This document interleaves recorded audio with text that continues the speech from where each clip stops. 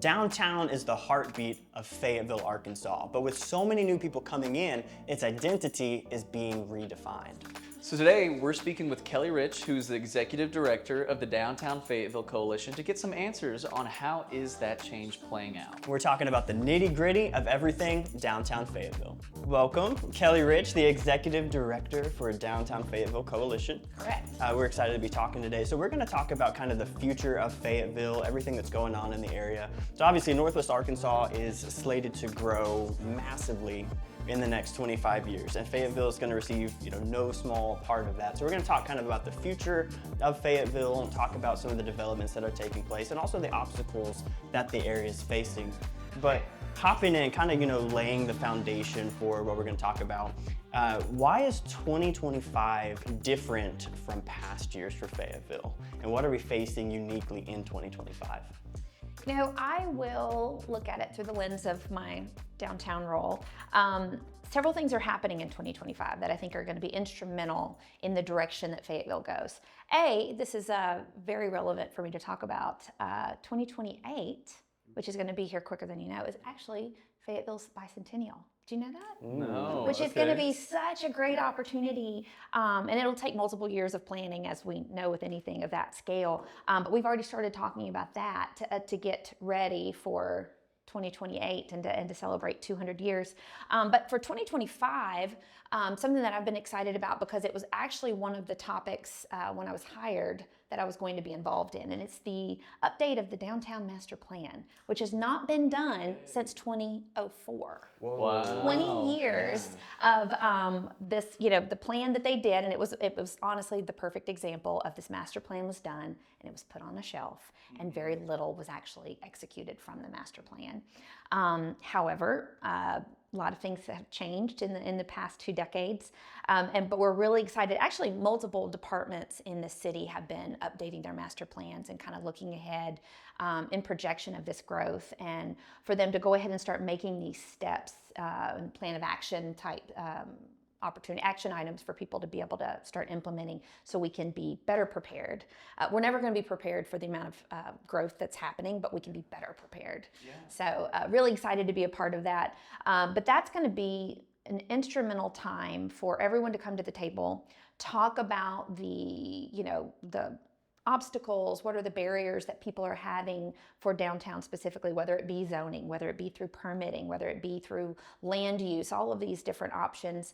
And we can see what are our hiccups, and we can actually take those items and actually advocate for change and hopefully update it to make it easier, make the path easier for all of this development and focus and investment that the city's expected. Well, that's fascinating because we know obviously the city is growing at a rapid pace, but 20 years ago when they wrote that master plan, what are some of the key differences that you see just with the mentality back in 2004 versus the things that we're facing now?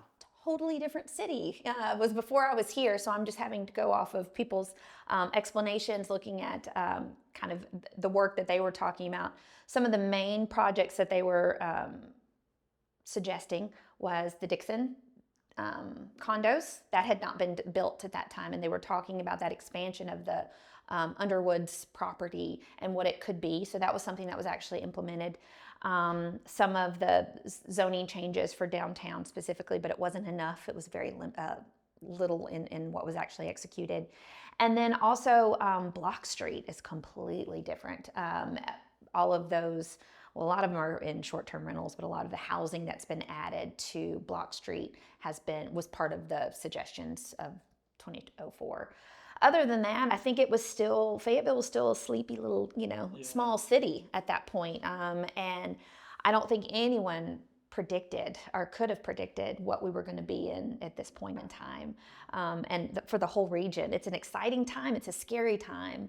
But I think everyone is on the right page, and kind of the stars are aligning for everyone to look in the same direction and work together. I think that's a really good point, and something too that I think is unique that you get to have the perspective on. As you said, you weren't here in 2004 to get to see what those things look like. So to have a fresh perspective, I think is a good idea so that you can kind of more accurately maybe take in what is Fayetteville now and where they're going. And kind of along with those ideas. Is there one thing that you see causing tension or causing issues that you think stands above the rest? Or is it just more so a general organization, hey, we need to really see the direction we're headed? I'm still kind of learning just kind of the history of the area and what have been these kind of repeated issues that have popped up. But what I'm witnessing and what I'm trying to work with is a kind of a personality and identity division for the city. And a lot of it, we kind of previewed it earlier, talking about old Fayetteville versus new Fayetteville.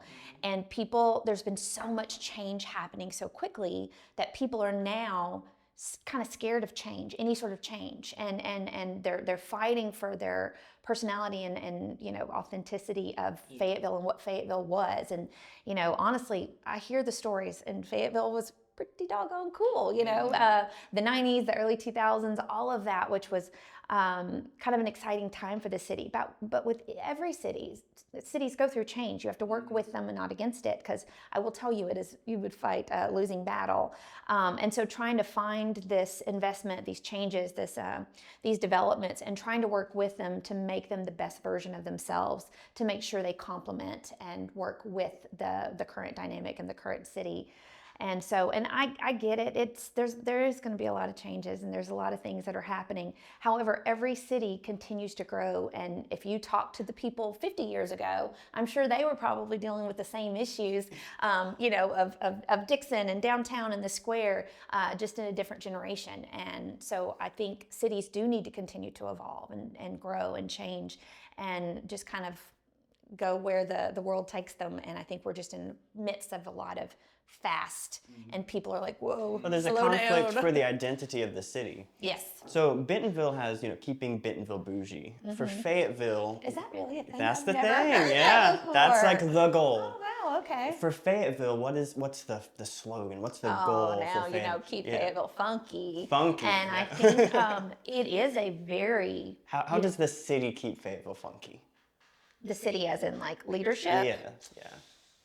Well, first of all, I would like to make this explanation. I am not part of the city. I am part of a separate nonprofit that works with the city. And so I think that city leadership is very proud of that slogan and that reputation. But at the same time, you're kind of at odds with a lot of things that are out of your control to a degree. I mean, you've got the university, which is its own beast. You've got all of this attention, and when you market yourselves really well, you've got to deal with the repercussions of it. And what's happened in the past 10 years is Northwest Arkansas has just really become an amazing, awesome, not that it wasn't previously, let me watch my words. I'm just saying the word got out. Continued, yes. And so all of these people, yes, Texas especially, have been coming up here and choosing this to be their home, which is such a compliment to the cities and to the region. And I just think that all of these new faces, new license plates, have started kind of shaking people's understanding and expectation of the city.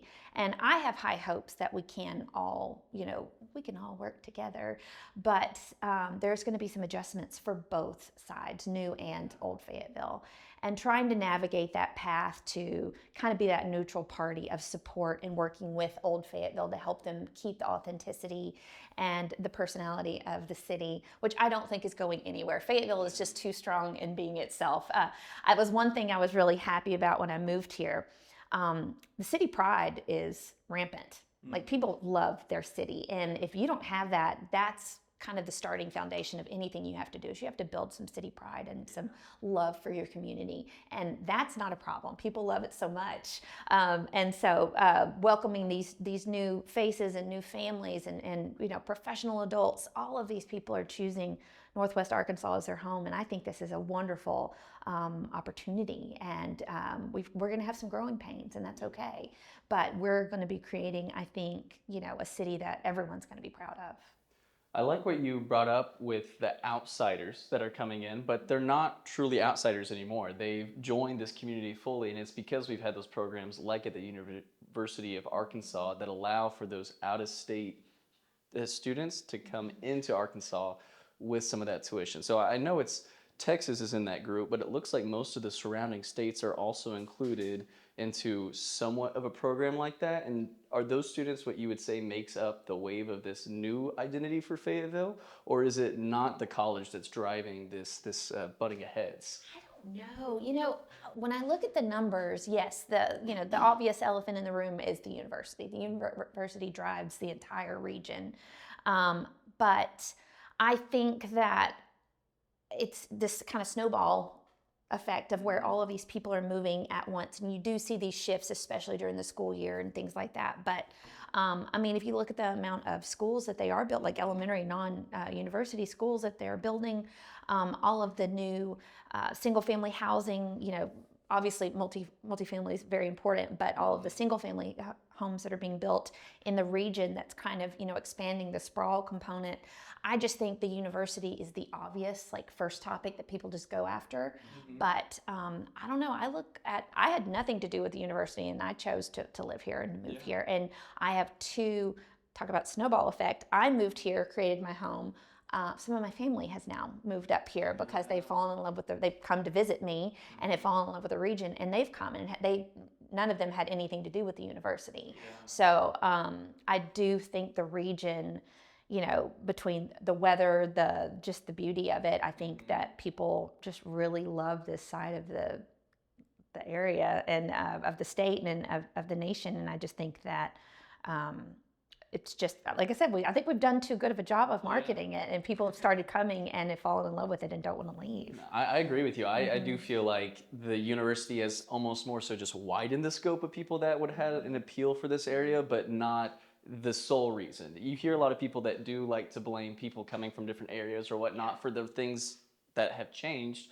But what I find is funny is that this area has always been in a state of changing, whether it was when we were in the 80s and we were primarily beef, and now we primarily export chicken, right? But that's just another aspect of Arkansas that's shifted in specifically the Northwest County between Benton and Washington that you might not have realized. And so that story keeps repeating itself, and it's fun to see it play out in a town like Fayetteville. And so something you mentioned with so many people coming in, obviously a huge appeal to Arkansas in general is the affordability, especially when you compare it to some of these major markets. Like we have a lot of people from California coming in, other markets that have appreciated much more and had more time to appreciate. So when it comes to downtown Fayetteville, what is the city doing to prioritize keeping housing affordable, and what kind of housing developments does that look like?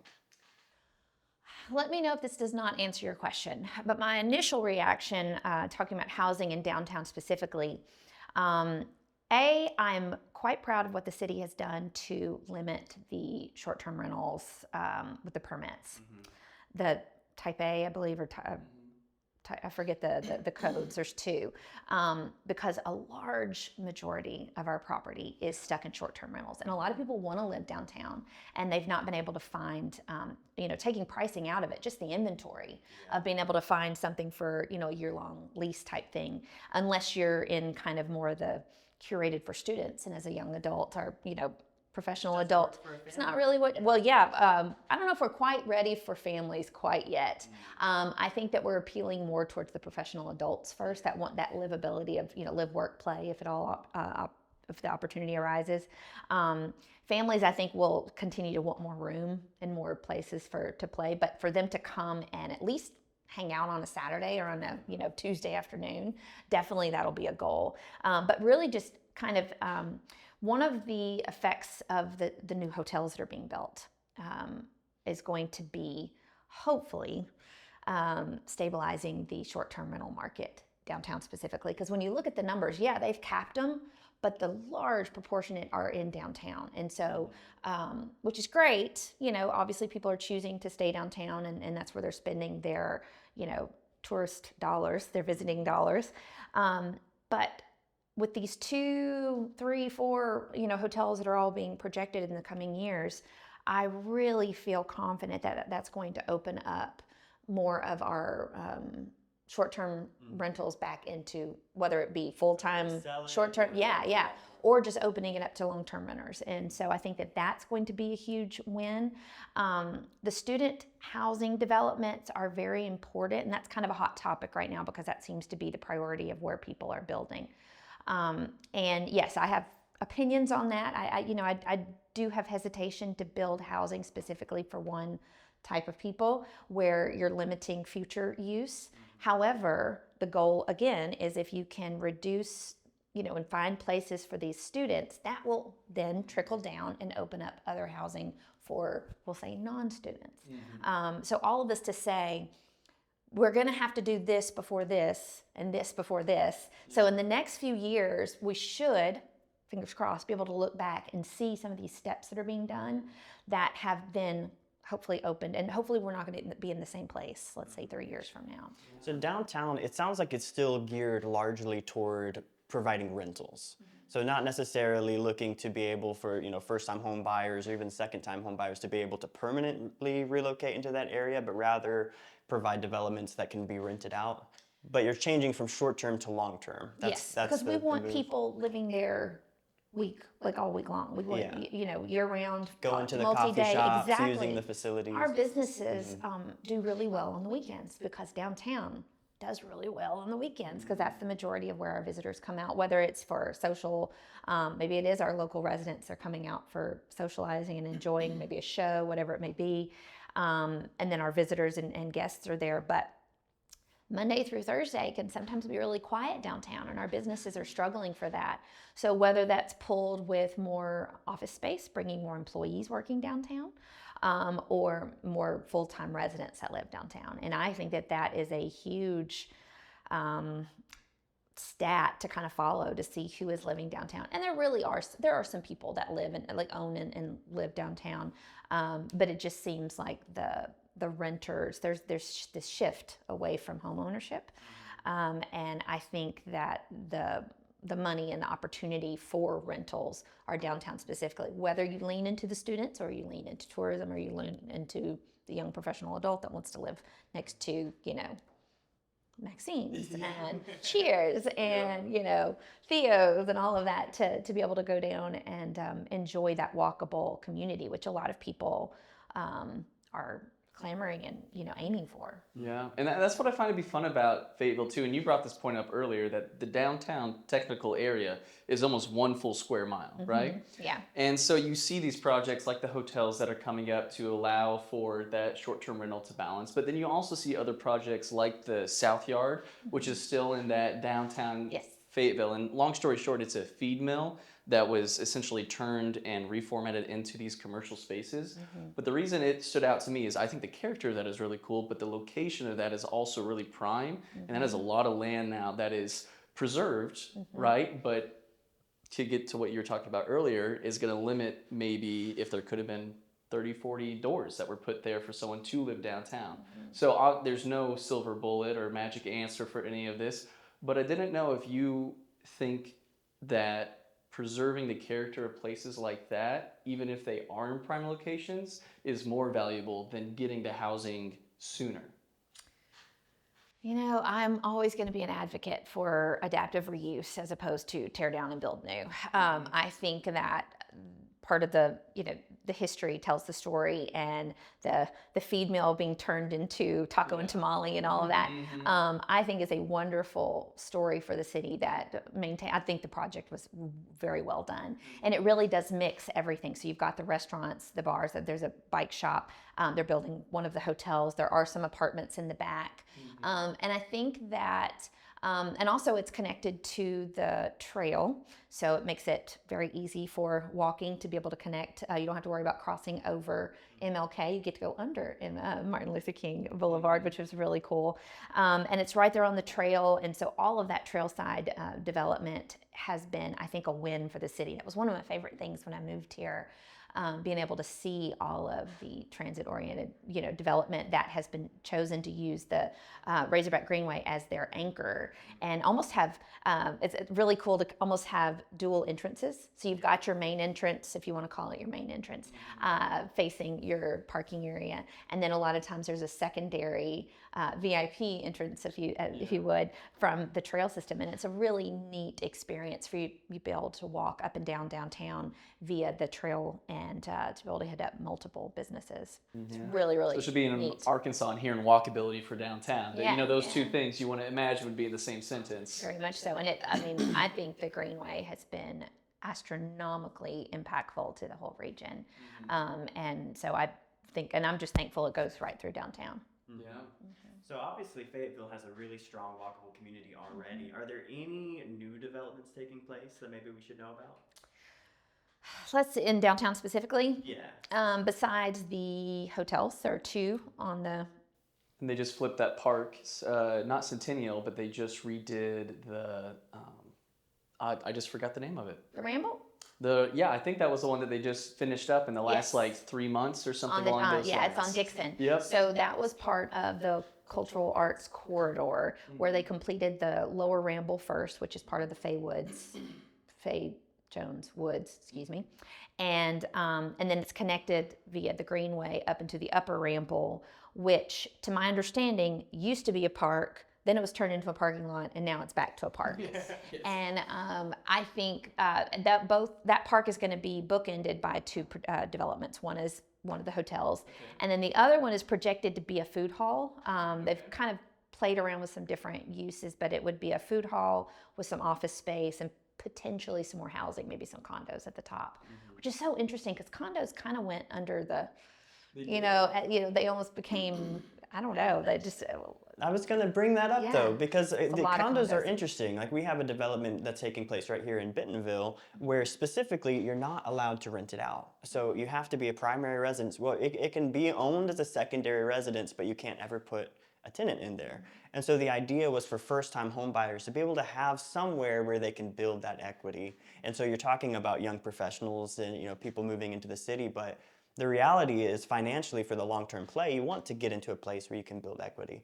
And so I was curious if there's anything like that taking place in Fayetteville, and are there any zoning issues that need to be changed that would maybe be a current obstacle to it? In answer to your second question, yes. That is what I have heard repeatedly from developers, and it's interesting because I've talked to multiple people that live in Fayetteville, love Fayetteville, but will not build in Fayetteville. And so what are these continual issues? And that's kind of where I keep inviting people to the table when we start talking about the downtown master plan.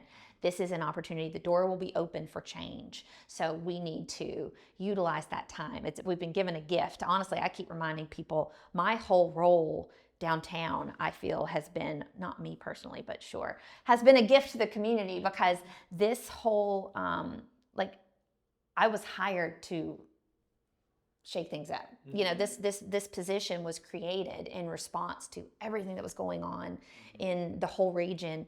And so, city leadership came together, put the funds to create this position for us to build this downtown organization.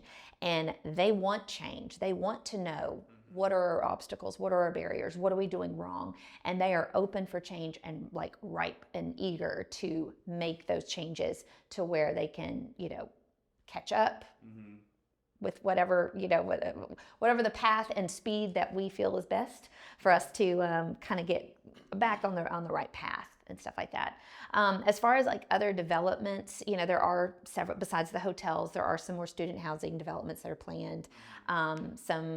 A lot of what's happening downtown specifically is some small business turnover, which is one of those instances that have become a sore spot for the community. Some long-standing legacy businesses that are choosing to close, and not saying that it wasn't, multiple reasons. You never know what's going on. But I always try to remind people, when you talk about a 20-year-old business closing their doors, that is such an accomplishment. I mean, for a small business to make it past 5 years is a huge win. And so for someone that has been able to make it for 20 years, like that is such an accomplishment. And yes, it might have not been the best timing, and it might have been, some changes that were happening and everything, but like to don't ever look at it as a loss, but it is a win for that small business. And so I really want to continue to highlight the success rate of these small businesses, even though, like I said, it is heartbreaking to lose them in our downtown community. But there has been a good bit of turnover the past couple of years, and a lot of reasons why, but it is a nationwide epidemic. It is not a Fayetteville problem. It is a everywhere problem. But I think it's just been one of those, people are bruised and sensitive, and so every closure just amplifies it even more. And so really hoping to work with some of our local businesses to continue the local small business as opposed to Is that chains. something through the the young professionals that are coming into the area that you think could help with that business in downtown, or is it? Or is it a demographic change that's kind of hurting the older businesses? A lot of it has to do with property values and the small businesses not owning their business, their building, which then flex, and then just with all of the additional costs, I keep hearing about insurance is just astronomical. Obviously, food prices, our poor bars that have to buy retail alcohol, like some of this stuff is statewide legislation is affecting our business's success. So those are kind of all entities. But I will say Fayetteville doesn't really have a problem with business recruitment. It's just retention right now for us to work on. But like I said, I feel like that is a small business problem everywhere. Yeah. When it comes to the master plan, is the priority more on developing residential or commercial? Oh, both. I think those go hand in hand. It's always the chicken or the egg conversation. Do you build more businesses to bring more housing to people to live there, or vice versa? But no, I think it goes hand in hand. And no matter what, downtown Fayetteville will be predominantly commercial.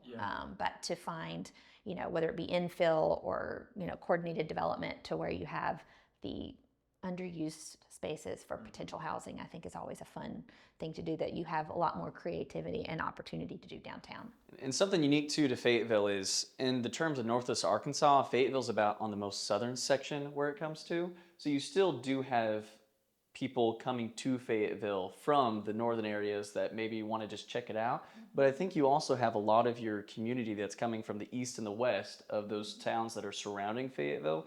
Would you say that they're having a big impact or influence on downtown? Or does it seem like most of those folks are staying to their communities even if they are close?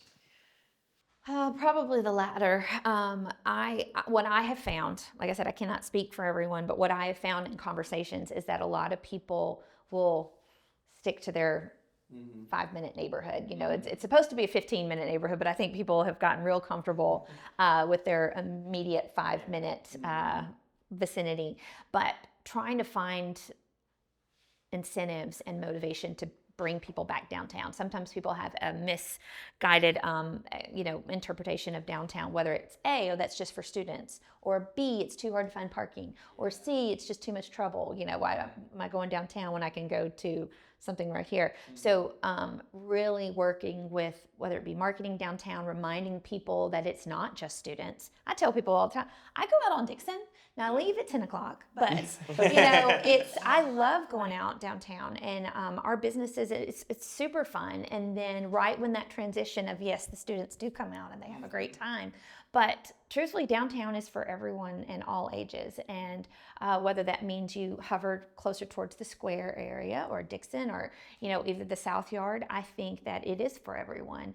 And kind of reminding people, especially those that are the loudest, lamenting the loss of a business. It's kind of like, when was the last time we were downtown, So a lot through what we're trying to do is creating more events, opportunities, marketing downtown, and really reminding people that, yes, you might live on the east side or west side off of Weddington and your community is lovely, but downtown Fayetteville is what makes Fayetteville Fayetteville. I stand by that. I will, people say, well, uptown's important too. Yes, Target and Starbucks are important. important as well. However, people are not coming to Fayetteville to go to Starbucks and Target. I agree with that totally. And the events does make such a big impact, because not so long ago there was an event that happened called Frost Fest, and it was nothing, that was over the top in a way that couldn't be done somewhere else. But what was really unique is they got around 40 or 50 different, breweries that came in, set up tents, and they did it at the Washington County Fairgrounds, which is maybe 15 minutes away from the downtown area. And I cannot tell you the amount of people that, one, hadn't been to Fayetteville except for just this event, and two, were actually going to go downtown and check out the rest of the area after an event like that wasn't anything but 50 tents set up, a couple speakers, and a few hundred people having a good time. So I think that's really cool that Fayetteville has opportunities like that, because that's not something that could happen in Bella Vista or Bentonville, so to say. And I think part of the challenge of what you're saying is the events are fantastic because they get a large number of people concentrated. Maybe you get initial exposure to downtown, but the real challenge is that city sprawl. Fayetteville just getting so spread out that they don't want to fight with traffic, make the 15-minute drive, which 15 minutes in traffic is a little bit harder than 15 minutes of clear open highway. And so I was curious because I know that you had a background working with the downtown areas in Jacksonville, Florida, which, for people who don't know about Jacksonville, is one of the largest cities just by land mass cities. Is that in the world, right? I know in America. I don't know about the world, but yeah. I think it was top 20 in the world, but one of the biggest in America. And so I was curious, when you see Fayetteville, especially compared to Jacksonville, are there any similarities in the obstacles that they're facing and how they're getting spread out? And maybe how did your past experience inform the decisions that we might be making today? I think probably the best comparison, and I use this all the time, is I lived in downtown Jacksonville, which was about 25, 30 minutes from the beach, okay? Not a long drive, but still not something you did all the time. And so if you were to get a group together to go to the beach, it was a big excursion. I felt something fall. I didn't know if I dropped something. I feel that the vibe is very similar here, where Fayetteville people might go to Bentonville, but it's like a big deal, you know what I mean? Or vice versa. Bentonville might come down to Fayetteville, but it's a big coordinated, it's not something you do all the time. And so it becomes almost a special occasion type thing. As far as obstacles, I will tell you, in the 3 cities that I've worked with, parking was always a topic. Small business was always a topic. Housing and Airbnb type conversations were always a topic. So there are similarities that every downtown and city are dealing with. There are some commonalities. And so I feel, speaking of parking, I will say this because I always have to continue to say it. Yes, there's a parking problem in downtown Fayetteville, but you want a parking problem in downtowns. If you don't have a problem with parking, you got a bigger problem, because you want people to come down, and what you have to do is continue to give them an enjoyable reason to. But I think they've done the study to where, so for football games, people are willing to walk 15 minutes to the stadium, and that's close, but for dinner at a certain restaurant or something, you don't want to walk more than 3 to 5 minutes. And so kind of making that where it becomes more of a full destination, where you're not just going to one business, where you're parking and maybe you're bar hopping, or you're hitting up, Dixon Street Bookshop, and you're doing this, to where the whole evening is the enjoyable aspect, not just trying to find close parking and things like that. And I like that you brought up the bookstore that's on Dixon Street too, because I think that's another good example where I feel that we've been talking a lot about dualities today. Dualities between what this community is and the bookstore being on Dixon Street, which is known to primarily be the street with a bunch of bars and where people go out and have fun. But there's this really quaint, nice bookstore that has been there forever, and there are books legitimately from floor to ceiling, and it almost feels like a maze as you're walking through, and it's in the middle of where all the bars and everything is at. But that just kind of shows why Fayetteville has such an appeal, because don't get lost in there after drinking. I mean, you might just, but also they stay open later, and they get so many customers. I think they stay open till 8, where a lot of times small businesses close at 5:30, 6 o'clock. And so they extend their hours, especially on the weekends, because they know people, the tourism aspect is they know a lot of visitors are hopping around. And it is just such a cute little shop, and they bring people in, and they do okay. They do pretty well. And it's for a used bookstore, a lot of times, independent bookstores in general. And we have several, really cool retail. That's something that I'm really proud of, is our downtown is not just bars and restaurants in the hospitality world, but we have a large number of retail.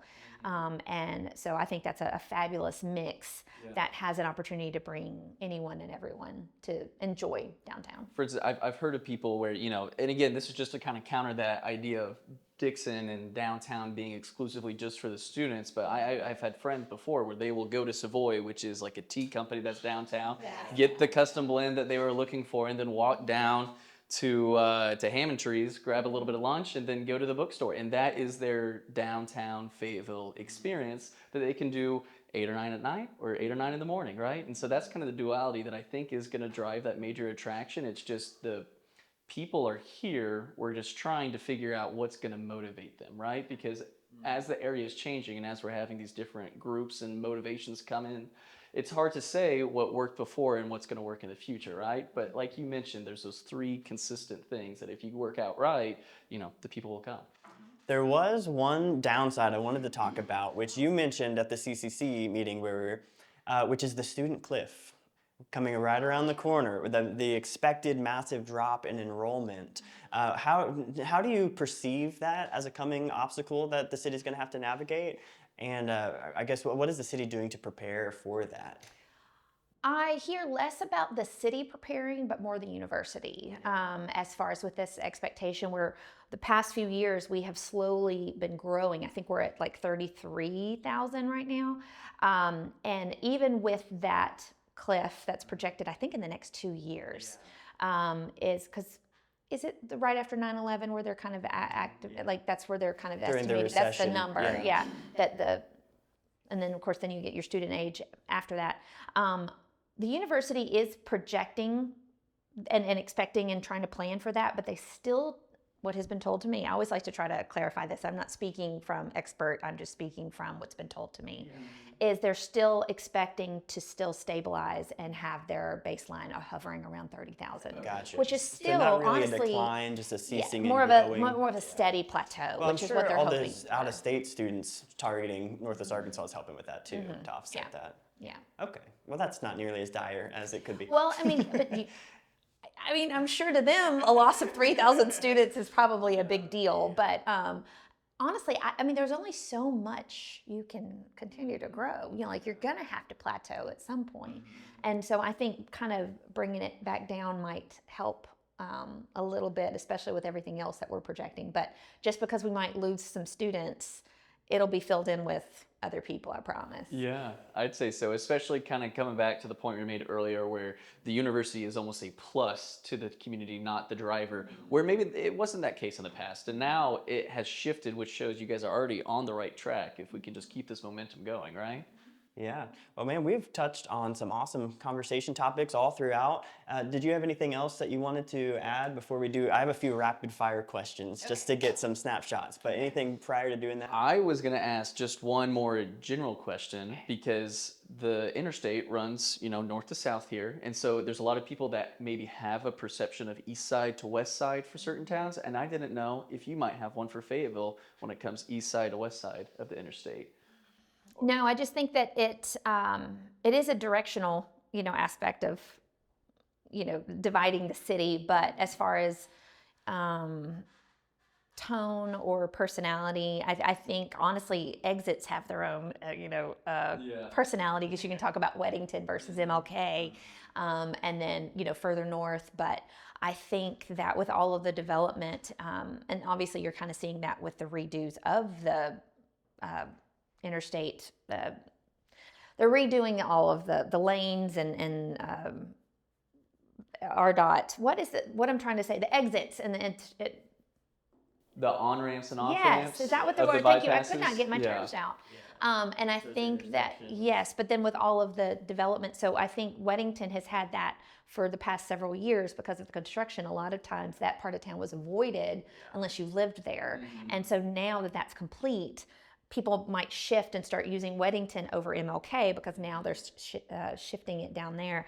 And so I find that kind of interesting to kind of see the flow of traffic and the use, what becomes more rampant, but to avoid traffic and avoid construction, but then you create it by everyone doing the same detours. But I agree we with shall you, see though. with that. Yeah, It does feel cohesive. It does feel the all entire area because it's like supported by the downtown, which kind of has cascaded this net around it. Whereas some areas are the interstate, even though it runs north to south, it'll shift east to west, and so some towns it really does split them right through the middle, and others it doesn't. So Fayetteville is not quite as divided as some others would be. But anyways, yeah, I also felt that cohesion. But you said you had some rapid Yes, fires. rapid fire questions. So in one sentence, and I'm going to be strict, no run-on sentences here because you're a teacher. I talk a lot, Used to so be- you're used to going to have be to a go.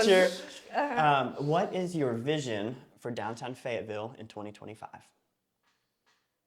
Can I sit and stew for Yeah. just a second? Okay. What is 10 my seconds. vision for downtown Fayetteville? I think my biggest goal, besides working with all of our potential developments and investments, is I'm trying to come up with a strong identity for downtown and to bring everyone back, whether it be through our events, whether it be through working with our businesses.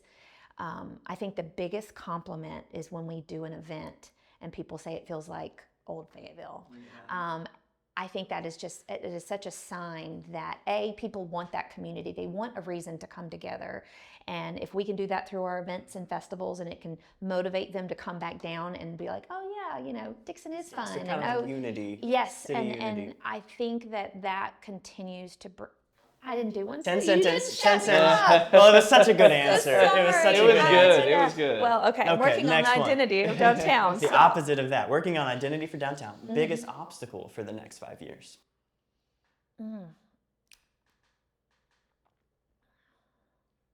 I think, I know, I'm trying to, concisely bring this into one sentence.